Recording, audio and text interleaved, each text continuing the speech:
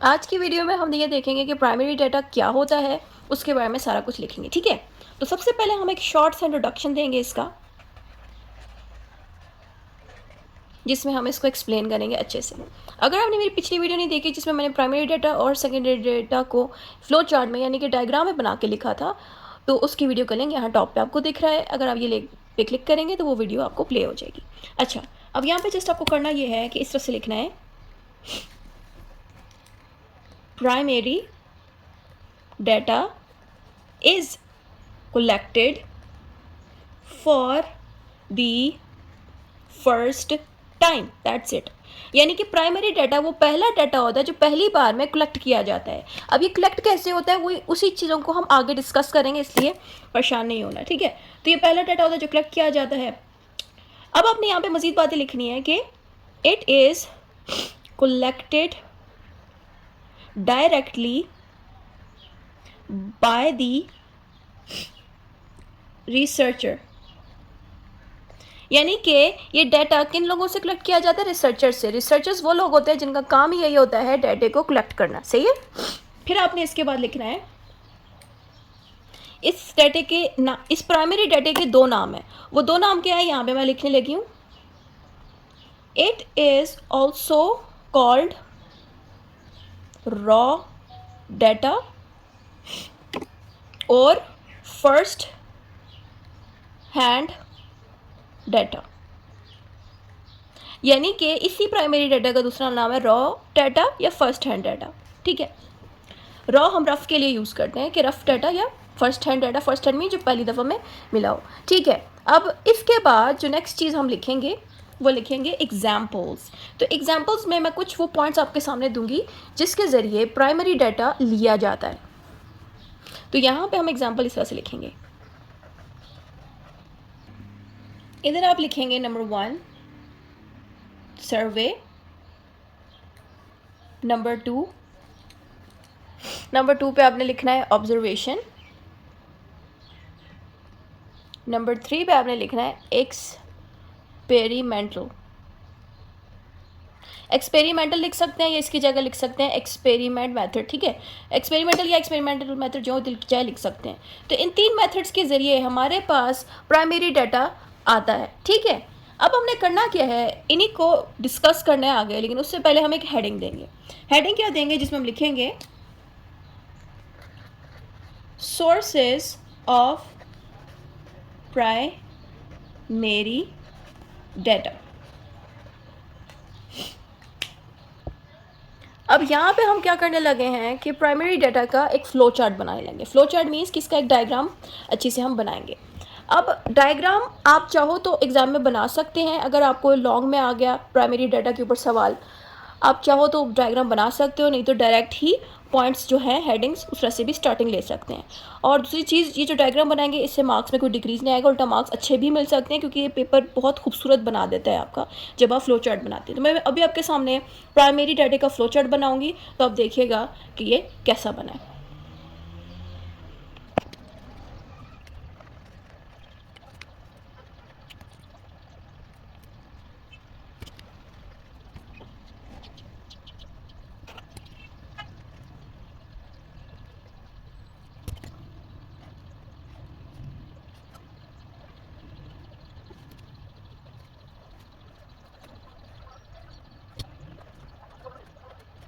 तो इस तरह से हमारा सोर्स ऑफ प्राइमरी डाटा का मैंने एक फ्लो चार्ट बना दिया। अब इस फ्लो चार्ट के बाद क्या होगा कि यही चीज़ें सर्वे, ऑब्जर्वेशन एंड एक्सपेरिमेंट, इन्हीं तीन चीज़ों को हम नेक्स्ट पेज पे लिखेंगे और उनको डिस्कस करेंगे। तो सबसे पहले हमारे पास आ जाता है सर्वे। तो सर्वे के बारे में आपने एक्सप्लेन करना अच्छे से कि सर्वे होता क्या है। तो सर्वे के लिए इस तरह से आपने इसको लिखना है,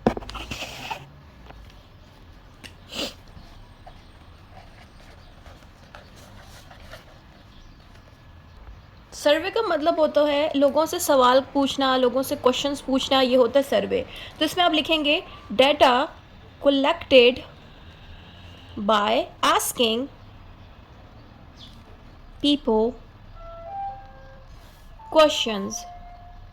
ठीक है, सर्वे का मतलब होता है डाटा जो आप लोगों से सवाल करके कलेक्ट करते हो, दैट्स इट। फिर उसके बाद आपने इसी सर्वे की टाइप्स बतानी है, टाइप्स ऑफ सर्वे, जो मैंने डायग्राम में पीछे बनाई थी वही चीज़ आपने टाइप्स पे एक्सप्लेन करनी है कि इसमें 3 टाइप्स आ जाती हैं। टाइप्स में क्या क्या आएगा? सबसे पहले आएगा पर्सन, जिसके साथ मैं ब्रैकेट में लिखूंगी फेस टू फेस। फिर आता है टेलीफोन, फिर आता है मेल। यानी कि आप किसी पर्सन से डायरेक्ट फेस टू फेस बात करो और उससे पूछो, कुछ सवाल पूछो, उसका डाटा कलेक्ट करो उससे फेस टू फेस बात करके, या फिर आप किसी बंदे से टेलीफोन पे बात करके डाटा कलेक्ट करो, या फिर किसी को ईमेल करके डाटा कलेक्ट करो। That's it. अब हमारी नेक्स्ट टाइप है वो है ऑब्जर्वेशन की। ठीक है, तो हम अब ऑब्जर्वेशन को अच्छे से एक्सप्लेन करेंगे। ऑब्जर्वेशन, इसमें आपने लिखना है data collected by watching, data collected by watching behavior और इवेंट्स। इसका मतलब है कि आप ऑब्जर्व कर रहे हो। ठीक है, क्या ऑब्जर्व कर रहे हो कि लोगों का क्या बिहेवियर है, या किसी इवेंट की वजह से लोग कैसे बिहेव करें। इवेंट मीन्स कि अगर कहीं पे खुदा ना करे ज़ल्ज़ला आ गया है और ज़ल्ज़ले में जो लोग मरे हैं और जिन लोगों ने उस वक्त ज़ल्ज़ले में जिन लोगों को मरता देखा है, तो उन लोगों का क्या बिहेवियर है, किस तरह से वो बात कर रहे हैं उस टॉपिक पे, यानी कि ज़ल्ज़ले के टॉपिक पे वो किस तरह से रिएक्ट कर रहे हैं, बात कर रहे हैं। तो इसी तरह से हमें डाटा इन्फॉर्मेशन उनकी मिलती है। ठीक है, तो ये हो गया ऑब्जर्वेशन। ऑब्जर्वेशन मीन्स कि आप उन लोगों को स्टडी करते हो कि किसी हादसे से जो गुजरे हैं उनकी क्या कंडीशन है जहन की, किस तरह वो बिहेव कर रहे हैं, इस तरह की बातें यहाँ पे लिखी हैं। इसमें टाइप्स आ जाती हैं 2। तो टाइप्स में आपको बता देती हूँ, वही टाइप्स हैं जो हमने डायग्राम में भी बनाई थी, टाइप्स ऑफ ऑब्जर्वेशन। अच्छा स्टूडेंट, एक सवाल मुझसे अक्सर करते हैं कि मैम आपकी लेंथ थोड़ी कम होती है आंसर की, तो मैं आपको यही सजेस्ट करूँगी कि आप लोग आंसर की लेंथ बढ़ा सकते हैं। अब तो एआई भी है, बहुत कुछ है जो आंसर लेंथ बढ़ाने में मदद करता है। मैं छोटा आंसर इसलिए लिखती हूँ ताकि याद रखना आसान हो, खुद से बातें डाल के लिखना आ जाए। यानी कि मेरी बातें अगर वीडियो के थ्रू समझ लग जाती हैं तो खुद से बातें ऐड करके आंसर की लेंथ को बढ़ा सकते हैं। अब टाइप्स ऑफ ऑब्जर्वेशन में 2 टाइप्स आती हैं। पहले नंबर पर आती है पर्सनल ऑब्जर्वेशन। पर्सनल ऑब्जर्वेशन कौन करता है? By a person. Personal observation का मतलब है कि आप खुद जाके किसी पर्सन से जो कि किसी इवेंट की वजह से या किसी हादसे की वजह से किसी पे कोई असर पड़ा है, उस बंदे से जाके बात करो, उससे इन्फॉर्मेशन लो, डाटा कलेक्ट करो, उसको ऑब्जर्व करो। ये होता है पर्सनली, जाके पर्सनली मीट करो। दूसरे नंबर पे आता है मैकेनिकल ऑब्जर्वेशन। इसमें आपने लिखना है यूजिंग मशीन्स और टूल्स।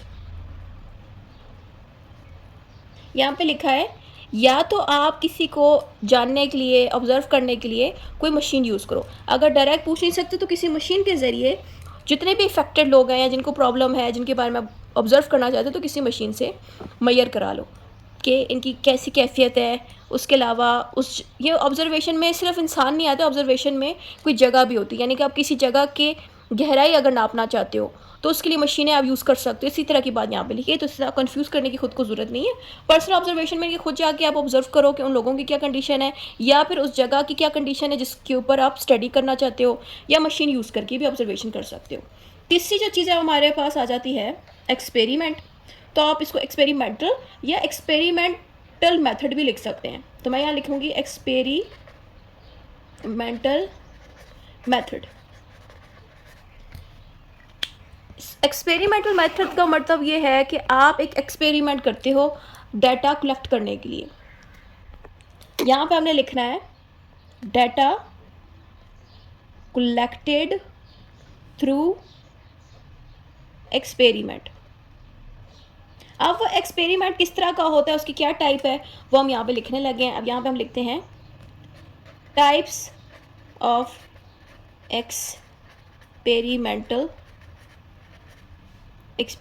मेथड। ठीक है, अब हम इसकी टाइप्स देख लेते हैं। नंबर 1 पे आता है लेबोरेटरी। लेबोरेटरी का तो आपको पता ही है, जहाँ पे डॉक्टर्स बैठे होते हैं और किसी चीज़ पे रिसर्च कर रहे होते हैं। Laboratory experiment. ठीक है, इसका मतलब होता है ऐसा experiment that is done in lab. सही है। ऐसा एक्सपेरिमेंट जो लैब के अंदर होता है उसको लेबोरेटरी एक्सपेरिमेंट कहते हैं। इनकी मदद से भी किसी चीज़ को हम अच्छे से स्टडी कर सकते हैं, ऑब्जर्व कर सकते हैं। फिर आता है फील्ड एक्सपेरिमेंट। फील्ड एक्सपेरिमेंट का मतलब होता है done in real life situations. इसका मतलब है फील्ड एक्सपेरिमेंट का मतलब होता है done in real life situation. इसका मतलब ये है कि अभी रिसेंटली आप गए हो किसी स्कूल में, वहाँ पे आपने एक बच्चे से एक सवाल किया कि तुम स्कूल क्यों आते हो, ठीक है। वही सवाल आपने बाकी 100 बच्चों से किया। इसमें क्या हो रहा है कि आप हकीकत में गए हो किसी के पास और जाके कोई चीज़ पूछी है और वही चीज़ सारों से पूछी है ताकि आप सारों का जवाब इकट्ठा कर सको। तो इसी तरह की बात यहाँ पे लिखी है कि आप एक्सपेरिमेंट कर रहे हो, जाके देख रहे हो कि लोग कैसे बिहेव करते हैं, क्या बातें बोलते हैं आपको। फील्डिंग एक्सपेरिमेंट में ये होता है कि आप किसी बंदे से बातें करते हो, उसके बिहेवियर को स्टडी करते हो कि वो इंसान कैसा बिहेव कर रहा है, और अगर कोई बात उसको कही जाए तो वो कैसा रिएक्ट करेगा। तो ये क्या कर रहे हो आप उस पर एक्सपेरिमेंट कर रहे हो, उस पर्सन पे कोई बात करके, कोई ऐसी इवेंट का डिस्कस करके। तो ये हो गया फील्डिंग एक्सपेरिमेंट, जो कि आम बंदा भी कर सकता है और लेबॉर्ट्री की बाहर होता है। लेबॉर्ट्री एक्सपेरिमेंट ज़्यादा डॉक्टर्स ही करते हैं, इनके पास मेडिकल फील्ड और इस लेबॉर्ट्री का एक्सपीरियंस होता है, तमाम लेबॉर्ट्री के इक्विपमेंट्स का, टूल्स का। तो बस इतनी सी बात है, सच कुछ नहीं है। अब ये सारा मैंने आपको बता दी इसकी तरीके। ये मेन तरीके हैं, जैसे कि सर्वे होना, ऑब्जर्वेशन होना और एक्सपेरिमेंट। ये मेन तरीके हैं जिसके ज़रिए आप प्राइमरी डाटे को हासिल करते हैं। इसके अलावा प्राइमरी डाटे में और क्या क्या होता है वो अब हम डिस्कस करेंगे। अब इन्हीं चीज़ों के बारे में जो यहाँ हमने टाइप्स लिखी हैं, इन्हीं चीज़ों को हम और मज़ीद डिस्कस करते हैं। तो यहाँ पे जो नेक्स्ट हेडिंग है आपने इसमें लिखना है, यहाँ पे अब हमने स्टार्टिंग करनी है इस तरह से होते हैं डाटा कलेक्ट करने के। ये बात लिखने के बाद आपने फिर क्या करना है कि नंबर 1 इस तरह से नंबरिंग दे के लिखना है, डायरेक्ट पर्सनल इंटरव्यूज़। इसमें आप क्या करते हैं कि आप जाके जो है इंटरव्यू करते हो उन लोगों का या किसी इंसान से जिसके पास किसी चीज़ का नॉलेज हो, ताकि उधर से आपको उस बंदे के ज़रिए डाटा मिल सके, ठीक है। तो इसमें आपने जस्ट इतनी सी बात करनी है। सबसे पहले आप इसमें चाहो तो हेडिंग्स बढ़ा के लिख सकते हो, जैसे कि मैं इसमें हेडिंग बढ़ा देती हूँ, उसमें लिख देती हूँ डेफिनेशन। इसमें हम लिखते हैं बगैर हेडिंग के भी, आप चाहो तो डायरेक्ट भी स्टार्ट करना चाहो तो मैंने हेडिंग लिख दी है साथ। आप इस पर लिखेंगे the investigator meets people face to face and ask questions। यानी कि इन्वेस्टिगेटर क्या कर रहा है, इन्वेस्टिगेटर क्या कर रहा है, उन लोगों से मिलके फेस टू फेस क्वेश्चंस कर रहा है ताकि इसके पास जवाब इसको मिल सके। अब इसमें आप एक और हेडिंग भी ऐड कर सकते हैं इसी टॉपिक में, डायरेक्ट पर्सनल इंटरव्यू में आप लिख सकते हैं यहाँ पे इम्पोर्टेंस में हमने बताना है कि ये जो डायरेक्ट इंटरव्यू का मेथड है ये हमें क्या फ़ायदा देता है, क्यों इम्पोर्टेंट है। तो यहाँ हम 3 पॉइंट्स इसके लिख देंगे। पहले पॉइंट में हम लिखेंगे suitable when the study or area is small. इसका मतलब ये है कि अगर थोड़े ग्रुप के लोग हैं तो उन लोगों के लिए हम इस तरह का मेथड यूज़ कर सकते हैं कि थोड़े से लोग हैं तो जाके बस थोड़ा सा इंटरव्यू कर लेंगे तो हमें अपना जवाब मिल जाएगा। तो अब ये पॉइंट यहाँ पे मैंने लिख दिया। दूसरी पॉइंट एक और लिखेंगे कि give accurate and detailed information. इसका मतलब ये है कि जिस बंदे से आप इंटरव्यू कर रहे हैं वो आपको सही इन्फॉर्मेशन देगा और बड़ी लंबी और डिटेल्ड इन्फॉर्मेशन देगा। तीसरी चीज़ आप इसमें मज़ीद लिख सकते हैं कि investigator can ask extra questions. Extra means कि वो एक्स्ट्रा के क्वेश्चंस भी कर सकता है अगर उसके पास ये डायरेक्ट इंटरव्यू की ऑप्शन हो, ठीक है। क्योंकि ज़ाहिर डायरेक्ट आपके पास वो पर्सन अवेलेबल है तो आप उसे एक्स्ट्रा के सवालात भी कर सकते हैं। अब लिमिटेशन में आपने ये बताना है कि क्या चीज़ है जो रोक देती है एक इन्वेस्टिगेटर को कि वो नहीं सवाल कर सकता इंटरव्यू में।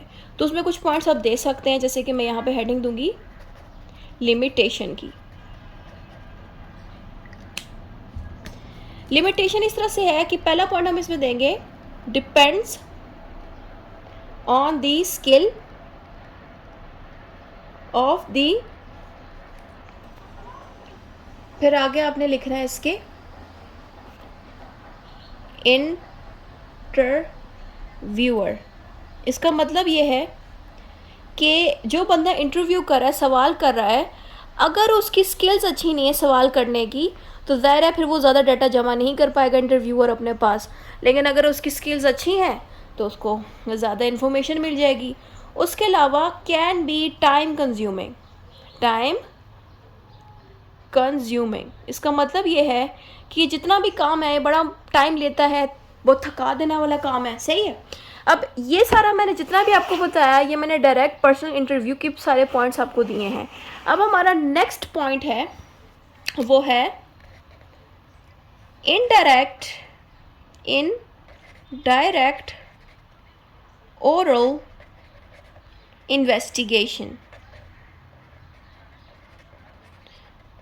अब इनडायरेक्ट ओरल इन्वेस्टिगेशन में हम डेफिनेशन की हेडिंग के साथ इसको एक्सप्लेन करते हैं कि इसमें लिखना क्या है। डेफिनेशन की हेडिंग दिए बगैर भी आप लिखना चाहो तो लिख लें, अगर हेडिंग दे देते हैं तो ज़ाहिर है आंसर खूबसूरत और अच्छा दिखता है, मार्क्स भी अच्छे मिल जाते हैं। गंदी राइटिंग में लिखेंगे तो मार्क्स नहीं अच्छे मिलेंगे। और जैसे मैंने कटिंग्स की होती है, आप लोग इस तरह की कटिंग्स ना किया करें, जैसे कि मैंने यहाँ पे एक वर्ड को कट किया, दूसरे से कट ना किया करें। मेरे से गलती से हो गया, पेपर में कटिंग करेंगे तो उसकी मार्क्स पर कटते हैं, ठीक है। डेफिनेशन में आपने क्या करना है, आपने इधर लिखना है information is collected from third person who is called witness. यानी कि विटनेस जो पर्सन है, विटनेस कौन होते हैं, जिन्होंने आंखों से या कानों से कोई चीज़ देखी हो या सुनी हो। यानी कि आंखों से कोई ऐसी चीज़ देखी है या कानों से कोई ऐसी चीज़ सुन ली है जिसकी वजह से आप उस बंदे को, जिसको हम विटनेस कहते हैं, जिसने देखा हो कुछ या सुना हो, उससे इन्फॉर्मेशन ले रहे हो। यानी कि जिसके साथ हादसा पेश आया है उससे इन्फॉर्मेशन नहीं ले रहे हो, बल्कि किसी तीसरे बंदे से इन्फॉर्मेशन ले रहे हो जिसने कोई चीज़ देखी है या कुछ सुनी है। इनको हम विटनेस कहते हैं। फिर आते हैं हमारे पास, तो ये वाली चीज़ हम कब यूज़ करते हैं, इसमें हमने बताना है used when the actual person is not available और not willing to give interview. यानी कि जिसके साथ हादसा पेश आया है वो खुद ही नहीं चाह रहा आपको इंटरव्यू देने के लिए, या फिर वो किसी रीज़न से अवेलेबल नहीं है, तो वहाँ पे फिर आप क्या कर सकते हो, किसी थर्ड पर्सन से जिसने हादसा उस इंसान के साथ होता देखा है वो जवाब आपको दे देगा फिर उसकी जगह। तो ये हो गया डेफिनेशन इसकी। अब इसके बारे में मज़ीद इंपॉर्टेंट पॉइंट आप इसमें बता सकते हैं कि ये क्यों इतना इंपॉर्टेंट होता है, ये वाला भी। तो इसकी इंपॉर्टेंस अब हम जानते हैं।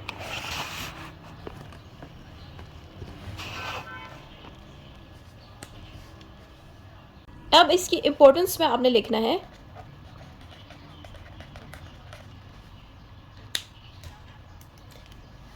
इसमें हम पॉइंट्स दे देते हैं। पहला पॉइंट है यूज़फुल इन डिफ़िकल्ट सिचुएशंस। यानी कि मुश्किल वक्त में यही वाली ऑप्शन काम आती है। जब मेन वाला बंदा आपको सारी इन्फॉर्मेशन नहीं दे रहा तो फिर हम ये वाली मेथड यूज़ करते हैं कि किसी थर्ड पर्सन से आके सवाल पूछते हैं। उसके अलावा हेल्प्स कलेक्ट हिडन और सेंसिटिव इंफॉर्मेशन। अगर किसी फीमेल के साथ रेप हुआ है और वो फीमेल जिसके साथ रेप हुआ है, जो विक्टिम है जिसके साथ रेप हुआ है लड़की, वो कंफर्टेबल नहीं है बताने के लिए कि उसके साथ गलत हुआ है, कैसे हुआ है गलत, तो जिस इंसान ने उसको देखा है गलत होते हुए, ठीक है, यानी कि जिस इंसान ने देखा है रेप उसका होते हुए, उस इंसान से आप पूछ लो जो वो विटनेस होता है, जो हमने पीछे पढ़ा कि विटनेस से आप पूछ लो कि उस लड़की के साथ क्या हुआ है, तो जो लड़की है ज़ाहिर है उसके साथ जो हुआ वो ये चीज़ बड़ी सेंसिटिव टॉपिक है। सेंसिटिव मीन्स कि बड़ी नाजुक टॉपिक है, आप उस पर उस लड़की से ये डिस्कस नहीं कर सकते। उसके अलावा अगर कोई ऐसी छुपा हुआ राज है जो मेन बंदा आपको नहीं बता रहा, तो आप उसकी जगह किसी विटनेस से सारे राज जान सकते हो, इसीलिए ये मेथड वहाँ पे ज़रूरी है। अब लिमिटेशंस क्या है, यानी कि कहाँ पे हमें इसमें नुकसान देखने को मिलती हैं। लिमिटेशन में हमने सबसे पहले तो ये बताना है, पहली बात तो ये है, आप मुझे बताएं कि क्या तीसरे बंदे की बात पे कोई इतना जल्दी ट्रस्ट करेगा? विटनेस की बात पे ज़ाहिर है नहीं ट्रस्ट करेगा। तो यही बात यहाँ पे आपने लिखनी है, data may not be fully reliable. Reliable means कि जो डाटा मिल रहा होगा आपको उस विटनेस की तरफ से, जो वो बता रहा होगा, वो डाटा पूरी तरह से रिलायबल नहीं होगा, यानी कि उस पर पूरी तरह आप ट्रस्ट नहीं कर सकते। ठीक है। उसके अलावा दूसरी चीज़, depends on the honesty of the third person, यानी कि अगर जिस विटनेस से आप बातें पूछ रहे हो अगर वो ऑनेस्ट है, ईमानदार है, तो ज़ाहिर है वो सही बात बताएगा। अगर वो ईमानदार नहीं है तो आपको ऐसी इन्फॉर्मेशन देगा जो झूठी भी हो सकती है। ठीक है। इसलिए इसमें ये नेगेटिव पॉइंट्स देखने को मिलते हैं। अगर जिसके साथ हुआ है पूरा वो अगर कह रहा है तो उसमें इस तरह के प्रॉब्लम्स नहीं होते, लेकिन कोई विटनेस कह रहा है, कोई तीसरा बंदा कह रहा है, तो वहाँ पर इन्फॉर्मेशन झूठी भी हो सकती है। अब हमारा जो दूसरा पॉइंट है वो आ जाता है डायरेक्ट ऑब्जर्वेशन वाला। Direct observation. डायरेक्ट ऑब्जर्वेशन में आपने इसकी डेफिनेशन देनी है। ठीक है। तो हम एज यूजुअल इस पर भी उसी तरह से ही डेफिनेशन की हेडिंग देंगे जिसमें आपने डायरेक्ट ऑब्जर्वेशन के बारे में एक्सप्लेन करना है।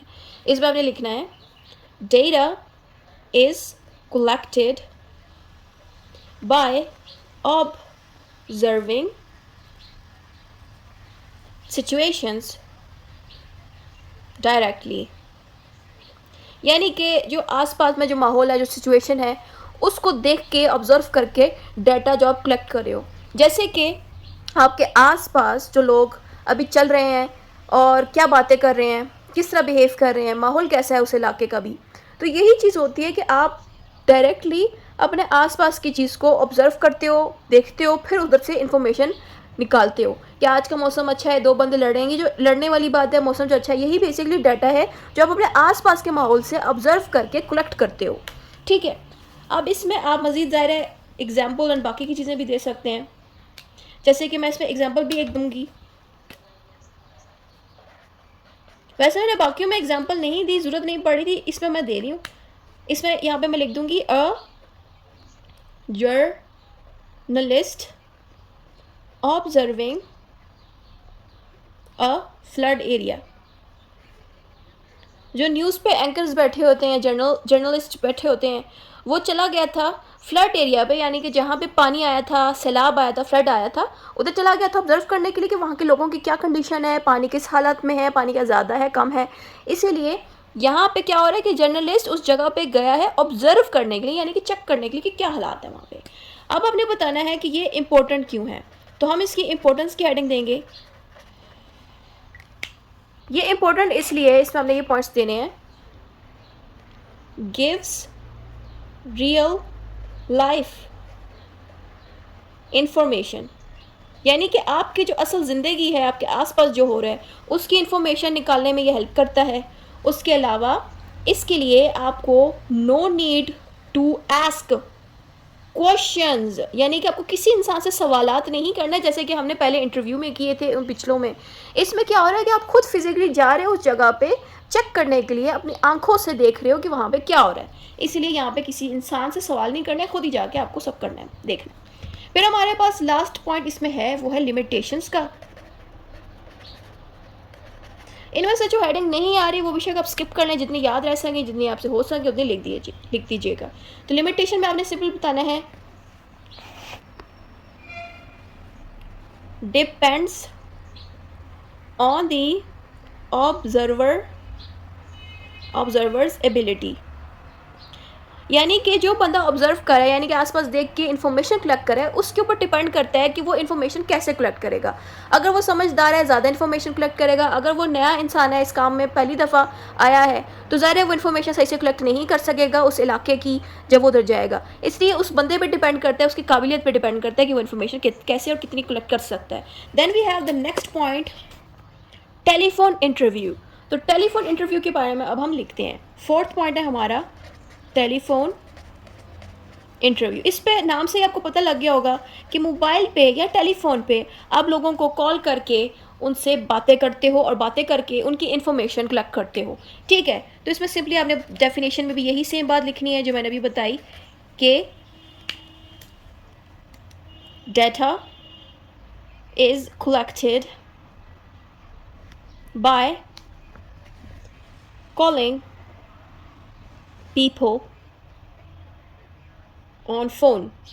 यानी कि लोगों को कॉल करके फ़ोन पे उनकी इन्फॉर्मेशन या फिर कोई भी डाटा कलेक्ट करना। जैसे कि आप उन लोगों को फ़ोन कर रहे हो जो सैलाब में जिनके सैलाब में घर डूब गए, अब उन लोगों को अगर कॉल करके इन्फॉर्मेशन ले रहे हो तो इस तरह से भी डाटा कलेक्ट हो सकता है फ़ोन के ज़रिए। ठीक है, अब इसकी मज़ीद हम पॉइंट्स ऐड करेंगे। सबसे पहले आता है हमारे पास इंपॉर्टेंस। तो इंपॉर्टेंस में हमने इसमें लिखना है,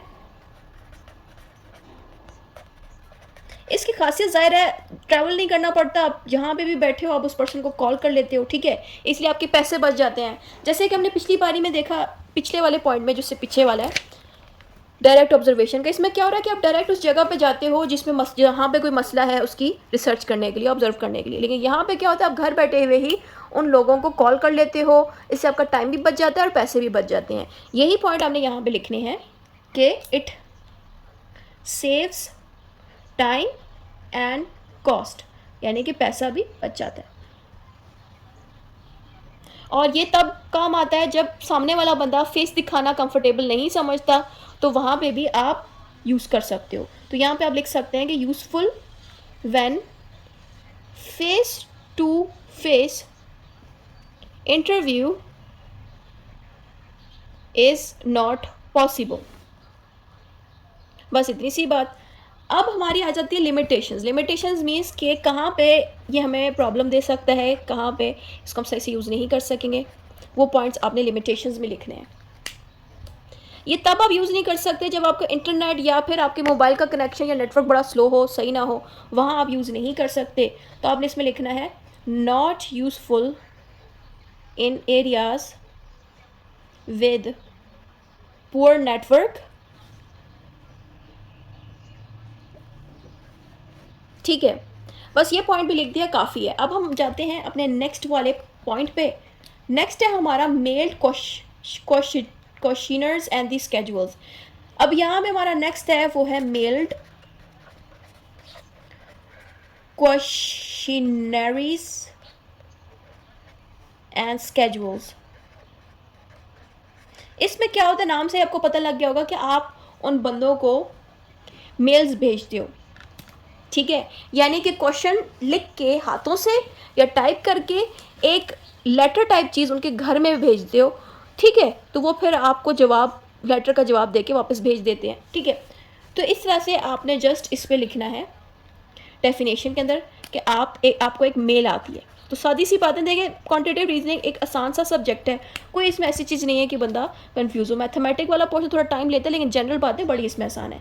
हमने सिंपल इसमें लिखना है questions are sent through mail to the people to answer those questions। सही हो गया, इतनी सी बात काफ़ी है। देन फिर हमारे पास आ जाते हैं टाइप्स। अब इसमें ज़ाहिर है कुछ टाइप्स का आप जिक्र कर सकते हैं। तो टाइप्स में हमारे पास सबसे पहली टाइप आ जाती है नंबर 1 पे, वो है क्वेश्चनरीज। इतना मुश्किल नाम दिया हुआ है, क्वेश्चनर्स। क्वेश्चनर्स बेसिकली वो बंदे हैं जो क्वेश्चंस कर रहे हैं। ठीक है, आप सिंपली उसमें लिख दें कि the person who are asking question. तो इसमें हम लिख देंगे person who are asking questions.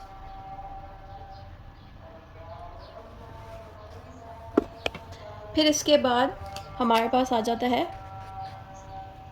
Then, फिर आपने सिंपली इसमें लिखना है रिस्पोंडेंट। रिस्पोंडेंट मीन्स कि उन क्वेश्चंस पे रिस्पॉन्स करने वाले, जवाब देने वाले।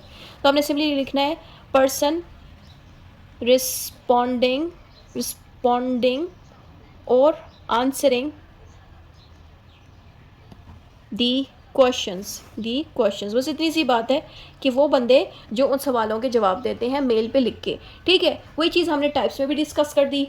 अब आप इसमें ये भी लिख सकते हैं कि ये हमारे लिए इम्पोर्टेंट क्यों होता है। अब हम इम्पोर्टेंस पे बात करते हैं। तो इम्पोर्टेंस पे आपने लिखना है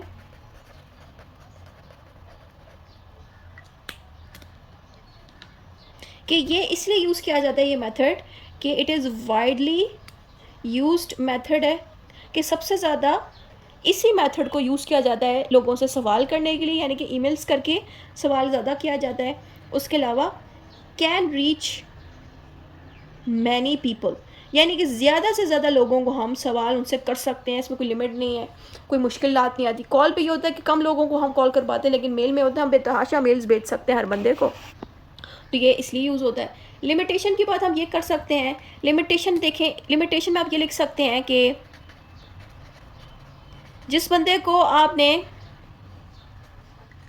भेजी हुई अगर ईमेल या मेल, ज़ाहिर है क्या पता वो आपकी मेल रीड ही ना करे, ठीक है। तो यहाँ पे यही पॉइंट लिखना है कि some people may not respond.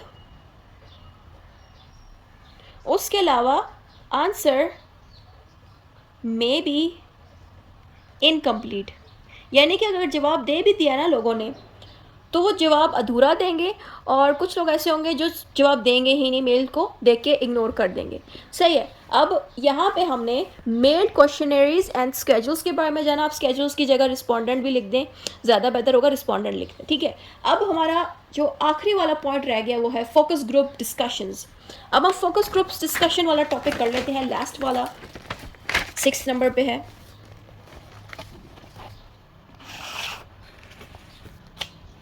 अब हमारा यहाँ पे 6 नंबर पे आता है फोकस ग्रुप डिस्कशन। इसको शॉर्ट में कहते हैं FGD, सही है। बस इतनी सी बात। अब हम इसकी डेफिनेशन देखते हैं कि इसमें लिखा क्या है। डेफिनेशन में आपने लिखना है, इसमें सिंपली आपने लिख देना है अ ग्रुप हैविंग डिस्कशन, यानी कि ग्रुप का आपस में एक डिस्कशन हो रहा है, बातचीत कर रहे हैं। अब ये क्या फ़ायदा हमें देता है? It is used to collect opinions means लोगों के मशवरे लिए जाते हैं जब वो इस तरह से ग्रुप में डिस्कशन कर रहे होते हैं। फ्रॉम मैनी पीपल, यानी कि बेतहाशा लोगों से हम उनके डिफरेंट ओपिनियन ले सकते हैं एट वंस, यानी कि एक ही टाइम पे सारों से उनका ओपिनियन या उनकी राय ले सकते हैं। उसके अलावा यहाँ पे एग्जांपल भी आप दे सकते हैं। एग्जांपल ना भी देना चाहे तो आप स्किप कर दें, नो इशू। यहाँ एग्जांपल में हम लिख देते हैं कि आप इस तरह कर सकते हैं, asking group of college students about their future goals, के जो कॉलेज स्टूडेंट्स हैं उनसे उनका फ्यूचर गोल्स पूछा जाए। इस तरह से हम ग्रुप के साथ, यानी कि ग्रुप में ही बेतहाशा इन्फॉर्मेशन सारों से इकट्ठे ले लेते हैं।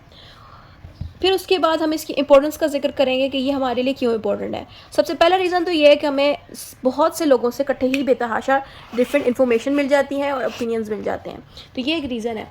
तो आप यहाँ पे लिख सकते हैं gives different opinions and ideas. उसके अलावा ये किस लिए काम आता है? Helps in better decision making. इसका मतलब ये है इन दोनों पॉइंट्स का कि अगर ग्रुप के लोगों से हम बात करते हैं तो उनके मशवरे भी आप सुन सकते हो, उनके आइडियाज़ क्या हैं उससे भी हेल्प ले सकते हो। उसके साथ अगर कोई फ़ैसला करना है तो सारे लोगों का जो ओपिनियन है, मशवरा है, उन सबको सुनने के बाद, सारों का मशवरा सुनने के बाद आप एक अच्छा डिसीजन ले सकते हो। बस ये पॉइंट है। अब हम इसकी लिमिटेशंस के ऊपर बात कर लेते हैं कि क्या इसमें नेगेटिव पॉइंट आ सकता है। तो लिमिटेशन में आपने लिखना है number 1, some people may not speak openly, यानी कि ग्रुप में आपने देखा ही होगा कोई ना कोई ऐसा बंदा भी होता है ग्रुप में जो बहुत शाय होता है, वो बात ही नहीं कर पाता, ठीक है। तो ग्रुप में जो एक्टिव हैं, जो शाय नहीं है, शर्माते नहीं है, वो तो बोल देंगे कि इस तरह से मशवरा देंगे आपको, ये कर लो वो कर लो, अपना आइडिया आपके सामने शेयर करेंगे। लेकिन जो शाय पर्सन होगा ग्रुप में, ज़ाहिर है वो कुछ नहीं कहेगा, बेशक वो ग्रुप में था लेकिन वो कह नहीं पाएगा। एक ये नेगेटिव पॉइंट हमें देखने को मिलता है। उसके अलावा डिस्कशन में go off topic. Go off topic का मतलब ये है कि जिस टॉपिक पे आप डिस्कशन कर रहे थे ग्रुप में, अगर आप डिस्कशन कर रहे थे किसी एक टॉपिक पे, तो बाकी लोग उस टॉपिक से हट जाएंगे। यानी कि एक बंदा अगर डिस्कस कर रहा है तो दूसरा बंदा डिस्कस करके फिर बाद में बात बदल देगा। तो ये नेगेटिव चीज़ हमें ग्रुप डिस्कशन में देखने को मिलती है कि आप इन्फॉर्मेशन कलेक्ट नहीं कर पाते, लोग आपस में इधर उधर की बातें करने लगते हैं। तो बस इतना ही था आज की वीडियो में। आज की वीडियो में हमने काफ़ी चीज़ें जानी कि प्राइमरी डाटा क्या होता है, प्राइमरी डाटा में आगे की मज़ीद इन्फॉर्मेशन कैसे ली जाती है, वो सारा आपने जान लिया। इतना ही था आज की वीडियो में। सेकेंडरी डाटा अगर आपको देखना है उसका लिंक यहाँ टॉप पे दिखा देती हूँ। इस वीडियो में आपको सेकेंडरी डाटा की अच्छी इन्फॉर्मेशन मिल जाएगी। खुदा हाफिज़।